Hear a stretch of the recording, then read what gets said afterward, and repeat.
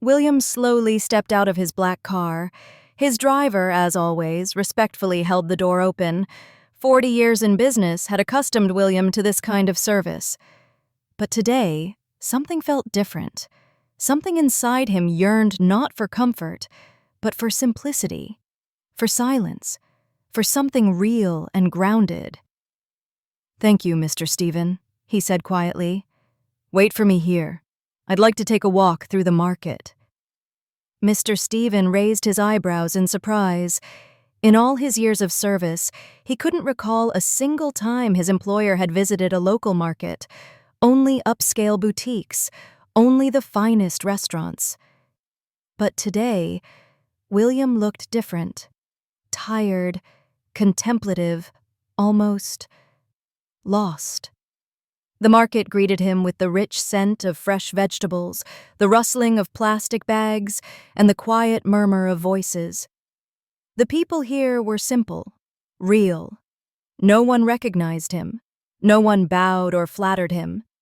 And it was unexpectedly comforting. He walked slowly, observing the stalls: crimson tomatoes, curly cabbage, golden peppers. Everything seemed so alive, so genuine, unlike the sterile offices and pompous dining halls he was used to. Then suddenly, he froze. Behind a vegetable stand stood a woman. Dark hair tied into a simple bun.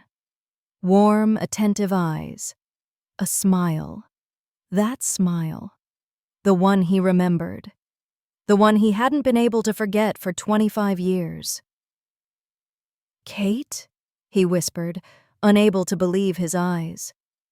The woman looked up and met his gaze. For a brief moment, something flickered in her eyes. Recognition? But then she simply smiled. A soft, kind, slightly weary smile, the kind one gives to a customer. "Welcome. What would you like today? Our tomatoes are especially fresh and juicy." That voice. It was hers, too. But no. No, it couldn't be. Kate had died. He remembered it all too vividly. The accident. He had been driving. He had... "Excuse me," he stammered. "May I ask your name?" "Anna," she replied calmly, placing tomatoes gently into a basket. "Anna Peterson. And you?" William Holloway." She nodded and continued working. Her movements, they were so familiar, so dear, just like Kate used to move while sorting vegetables for a morning salad. "You're not from around here, are you?" Anna asked, glancing at his expensive suit and distant expression. "No. Well, yes, I grew up here, but I left a long time ago. Business." "I see. Happens a lot. Life pulls us in different directions." She looked up at him, and in her eyes there was something unusual: wisdom, accepted sorrow, quiet understanding. "Are you actually going to buy something, or just here to chat?" she added gently. He blinked. "Of course. Yes. Give me a kilo of these tomatoes. They look excellent. My son grows them at our summer place. No chemicals, just like the old days." She carefully picked the ripest ones. "Would you like some cucumbers, too? Ours, from home." "Yes," he nodded, not taking his eyes off her. Every movement, every gesture, reminded him of Kate. But her face, it was different. Older, lines by the eyes, silver strands in her hair. But most of all, the expression. Kate had always carried a wistful, dreamy look. This woman, her eyes shone with calm, with strength, with quiet dignity. "That'll be 300 rubles, she said, handing him the bag. He reached for his wallet. Only large bills. He offered 1,000. "Oh, I don't have change," she said awkwardly. "Maybe I can get some from the neighbors?" "No need," he replied quickly. Keep the change." "How's that?" she frowned. 700 extra. Consider it a donation." She gave him a sharp, searching look. "You know, Mr. Holloway, I'm not really fond of donations," she said. "Better to just pay fair and square. I've got fresh greens and berries, too. If you really want to help, buy honestly." He smiled, for the first time in many, many years, a real, unguarded smile. "All right, then. I'll take your greens, and the berries, too." While Anna gathered his order, William kept watching her. The resemblance, it wasn't physical. It was something within. "Anna," he began carefully, "may I ask something?" "Of course. Have you always lived in this town?" "No. I moved here about 25 years ago, after I lost my husband." His heart skipped a beat. "Lost?" "Yes. A car accident. Horrible one. I barely made it. Spent months in the hospital." She paused. "When I finally got out, part of my memory was gone. A lot of my past. It's like a fog. Fragments at best." Anna gave him a sad smile. "But life goes on, doesn't it?" William said softly. "We can't live in the past forever." Suddenly it became hard to breathe. The world spun around him. No, it couldn't be. "What was your husband's name?" he asked, barely above a whisper. Anna raised her gaze to him, warm and a little sad. "Will," she said. "His name was William." Her eyes searched his. "Did you know him?" The ground shifted beneath him. The world tilted. Kate, his Kate, alive, standing right in front of him. Not recognizing him, but alive. "Mr. Holloway, are you all right?" Anna asked, alarmed. "You look so pale." No, I'm fine. It's just the heat." "Sit down here, on this crate. Should I bring you some water?" Her voice, her tone, even the way she said water, it was all so painfully familiar. It shook him to the core. He sat down, trying to gather his thoughts. Something inside him cracked open, something long buried. "Anna," he said gently, "tell me something. Are you happy now?" She froze, her hands still. Then she took a breath and answered calmly. "You know, Mr. Holloway, happiness is a strange thing. When I was young, I thought it meant grand love, a beautiful life, lots of money. But then, everything changed. I lost my memory, my husband, my past life. I had to start all over again." She went quiet, looking past him, as if through the years. "And I realized something. Happiness isn't what I thought it was. Happiness is waking up and knowing you're needed, when your son is healthy and laughing, when you can help a neighbor, when you feed a stray cat and watch a customer leave your stall with a smile. That's real happiness." William listened in silence. Something heavy inside him stirred, long forgotten. All his life he'd chased money, power, status, and she, his Kate, had found peace in the simple things, in warmth, in quiet, in care. "You have a son?" he asked. "Yes, a wonderful boy, smart. He's studying to be an agronomist, wants to start his own business, to grow real, clean food. I support him however I can." "And doesn't he ask about his father?" A shadow crossed Anna's face. "Of course he does. But what can I say? I remember that I loved him very much, that he was kind. That's enough, I think, to keep the memory bright." William felt tears rising to his eyes. Kind. She remembered him as kind, and yet, after the accident, he had become the opposite. Hard, cold. He'd built a fortress of ice around his soul. "Anna," he whispered, what if your husband turned out to be alive?" "Alive?" She blinked, surprised. "Why would you say that? I mean, would you forgive him?" She raised her eyebrows. "Forgive him? Forgive him for what? A car crash is an accident. No one's to blame. Life can be cruel, but that doesn't mean we must find someone to blame." "But what if it was his fault?" he asked, barely audibly. "What if he was the one driving?" Anna looked at him closely. "Mr. Holloway, you're not talking about me. You're talking about yourself." He nodded slowly, eyes downcast. "Everyone has something they regret," he said. "Something they wish they could change, but can't." Anna smiled gently. "You're right.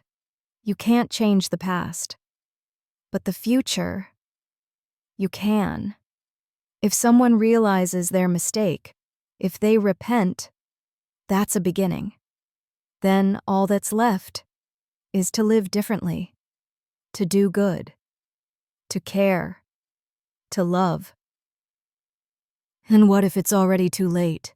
he whispered. "It's never too late," she said firmly. "Love doesn't die, it just changes shape, becomes care, warmth, the desire to make the world just a little bit better." He looked up at her. Kate, his Kate. She didn't recognize him, but she said everything he'd waited his whole life to hear. "You're a good woman, Anna. And you're a very unhappy man, Mr. Holloway. I can see it in your eyes."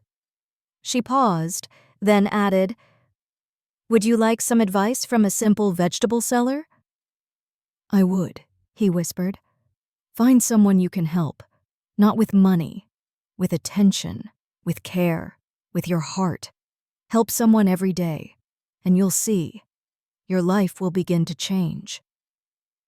Just then, a thin boy of about 10 came up to the stall, wearing worn-out clothes. "Auntie Anna," he said shyly. "Mama said, can we have just one tomato today? She'll bring the money tomorrow." "Of course you can, Petey," Anna said warmly. She picked out the ripest tomato and handed it to him. "And here's a cucumber, too. Growing boys need their vitamins." "Thank you so much," the boy beamed and ran off. William watched him disappear into the crowd, and for the first time in many, many years, he felt alive. "Do you do that often?" William asked softly. Anna kept packing the vegetables without looking up. "What of it? The boy's hungry, his mother's alone, no job. One tomato won't ruin me, but it makes him happy. But this is your livelihood." "Livelihood is when you only think of yourself," she said gently. "But when you think of others, it becomes something greater." She smiled, warm, simple, like it was something she had known since childhood. "You know, my son sometimes grumbles, 'Mom, you're going to give away all our money.' And I tell him, 'Sweetheart, money comes and goes, but kindness stays forever.'" William stood in silence, thinking of his life, of the millions sitting in his accounts, untouched, forgotten, of the people he had fired without a second thought, of how long it had been since he'd done something simply out of kindness. "Anna," he said suddenly, "may I come back sometimes? Just to talk?" "Of course," she smiled. "I'm here every day, except Sundays. I'd be glad." "Thank you," he said quietly, taking his bag. "Goodbye." "Goodbye, Mr. Holloway. And remember, it's never too late to begin again." He walked back to the car, her words echoing in his mind. It's never too late. Kate was alive. She didn't remember him, didn't remember their love, their life. But she was alive, and she was happy, living an honest, simple life. And what could he offer her now? Money? She didn't need it. Love? She didn't know who he was. Pain? He had no right to bring her that. "Home, Serge," William said as he got into the car. "How was the walk, Mr. Holloway?" "Good," he said, a quiet smile on his face. "Very good." That evening, he sat in his study for a long time, staring out the window. Kate was alive. The woman he had mourned for 25 years, alive. And maybe that was the miracle. She didn't recognize him. The past was gone. But the present was real. The next day he returned to the market, and the day after, and again. Every time he bought vegetables, fruit, herbs, and they talked about the weather, about life, about people. She never asked too much, and he never spoke of the past. Gradually, William began to notice just how much she did for others. An old woman counting out her last coins, a young mother with 3 children, students scraping by on pennies. And he began to help too, quietly, discreetly, through charities, through connections. A shelter got new mattresses. An orphanage received textbooks and computers. The homeless were fed, clothed, and warmed. "You know, Mr. Holloway," Anna said once, "our town feels kinder these days, people helping each other. It spreads, doesn't it?" "Maybe it's just that good people are starting to appear," he replied. "Maybe so. And that brings hope. It means we haven't forgotten what it means to be human." A month passed, and William felt himself changing. Money was no longer the goal. What mattered more was seeing a child getting treatment, a family keeping their home, a young couple opening a coffee shop. He met Anna's son, Alex, smart, honest, driven, dreamed of sustainable farming, wanted to feed people clean, real food. "My mom mentioned you," he said. "She says you're a good man, kind." "She gives me too much credit," William replied. "My mom never misjudges people. She has a 6th sense for that." William helped Alex, anonymously through charitable fronts. Land, equipment, seeds. It all appeared as if by magic. "Can you believe it, Mom?" Alex beamed. "An investor showed up. Amazing terms, like a dream." "You see, sweetheart?" Anna smiled. "I told you. When a person is honest and hardworking, someone always helps." And he just listened and felt warmth.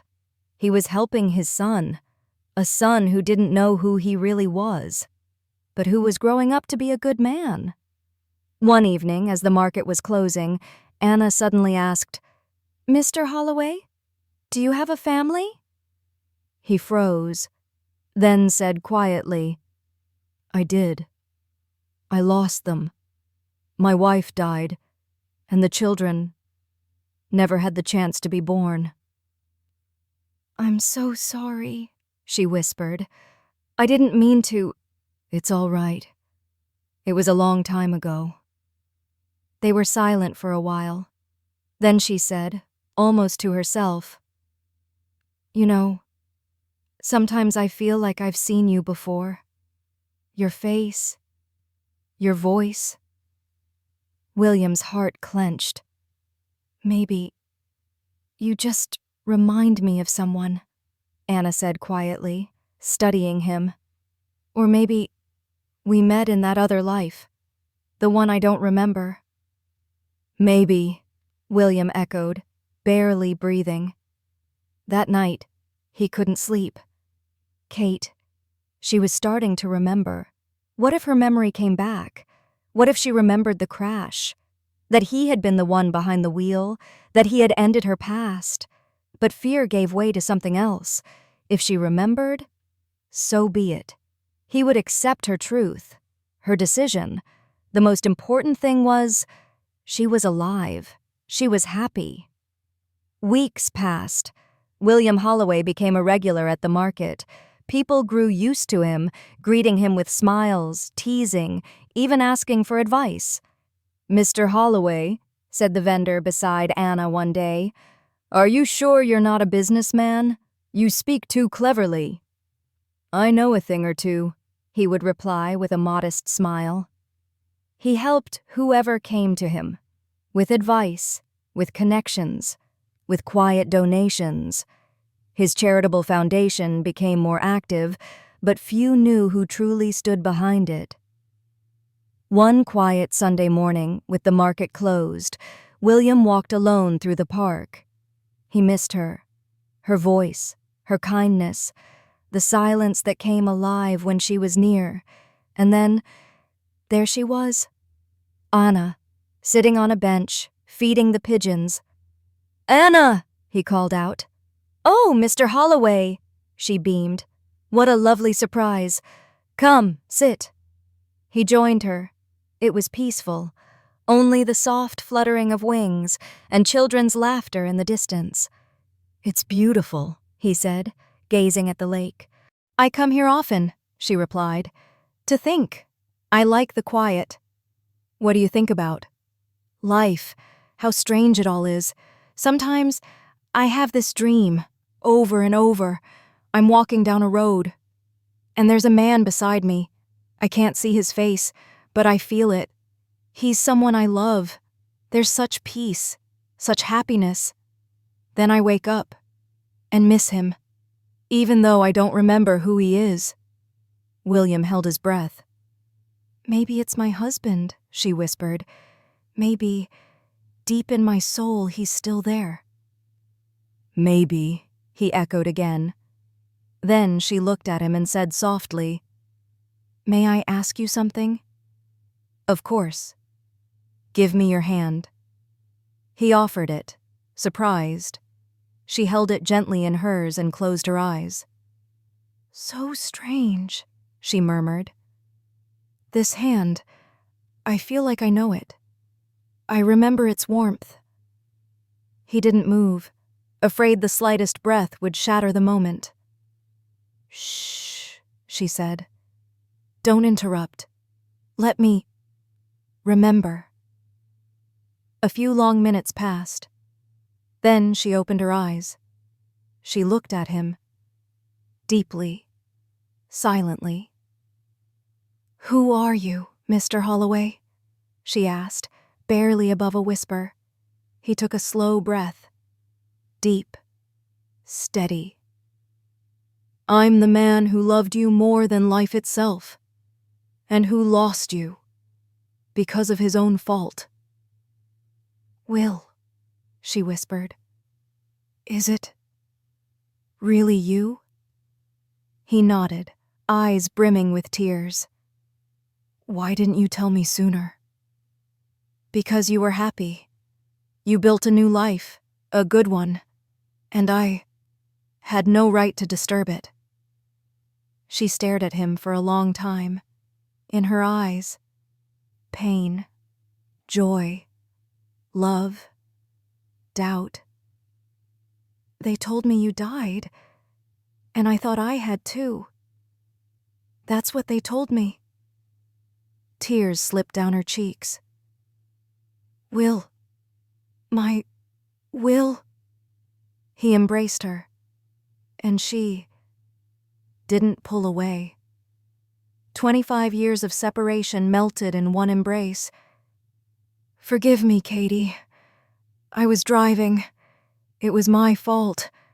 "Shh," she whispered, gently stroking his head.